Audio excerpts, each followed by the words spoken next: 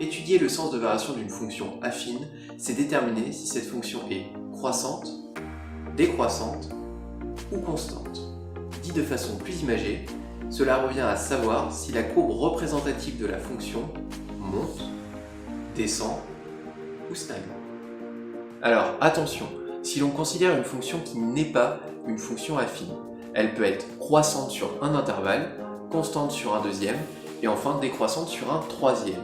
Autrement dit, une même fonction peut avoir plusieurs sens de variation dépendant de l'endroit où elle est étudiée.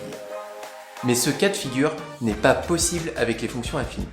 Une fonction affine étant représentée par une droite, elle ne peut être que soit toujours croissante, soit toujours constante, soit toujours décroissante. Autrement dit, une fonction affine admet un et un seul sens de variation à l'endroit où elle est définie. La règle pour déterminer le sens de variation d'une fonction affine f est plutôt simple. Si on note son expression f de x égale ax plus b, il suffit d'étudier le signe du coefficient directeur petit a. Premier cas, si a est strictement positif, alors la fonction affine f est croissante là où elle est définie. Deuxième cas, si a égale 0, la fonction affine f est constante là où elle est définie. Troisième cas, si a est strictement négatif, la fonction affine f est décroissante là où elle est définie. Par exemple, la fonction f définie sur R par f de x égale 2x moins 7 admet un coefficient directeur a égale à 2, elle est donc croissante.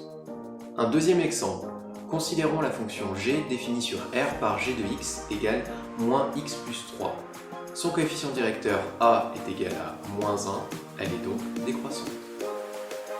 Tu peux remarquer que la valeur de l'ordonnée à l'origine petit b d'une fonction affine n'intervient en aucun cas dans le sens de variation de cette fonction. Dans les cas où a est strictement positif ou strictement négatif, il peut arriver que l'on te demande de dresser le tableau de variation de la fonction f. Pour cela, il faut construire un tableau avec 2 lignes et 2 colonnes. La première ligne est légèrement plus petite que la deuxième, et la première colonne est elle aussi légèrement plus petite que la deuxième. Tu remplis alors le tableau de la façon suivante. Dans la case en haut à gauche, tu indiques toujours la lettre x. Dans la case en bas à gauche, tu indiques au choix soit f de x, soit l'expression ax plus b, en remplaçant a et b par leur valeur. Dans la case en haut à droite du tableau, tu écris à chacune des extrémités de cette case les bornes de l'endroit où est défini f. Si par exemple f est défini sur l'ensemble des réels R, tu inscris moins l'infini et plus l'infini. Toujours dans cette case, il faut normalement ajouter les abscisses des points où il y a changement de variation entre les bornes de l'endroit où est défini f. Mais comme dit plus tôt dans la vidéo, les fonctions affines ne changent pas de sens de variation. On ne rajoutera donc rien dans cette case. Enfin, dans la dernière case du tableau, en bas à droite, on indique par des flèches, de façon schématique, le sens de variation de la fonction f. Si elle est croissante, on fait une flèche qui monte, si elle est décroissante, on fait une flèche qui descend. Ainsi, si on suppose que la fonction affine est définie sur R avec un coefficient directeur petit a non nul, il n'existe que 2 tableaux de variation possibles que voici.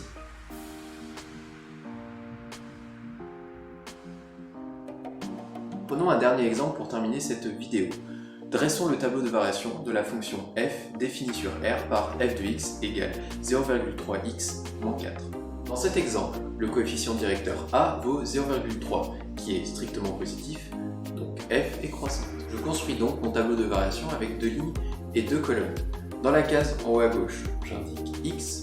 Dans la case en bas à gauche, j'indique au choix f de x ou 0,3x moins 4. Dans la case en haut à droite, j'indique moins l'infini et plus l'infini qui correspondent ici aux bornes de l'endroit où est définie ma fonction f. Et enfin, j'indique dans la dernière case du tableau, en bas à droite, une flèche qui monte puisque ma fonction f est croissante. J'ai ainsi construit le tableau de variation de la fonction f définie sur R par f de x égale 0,3x moins 4.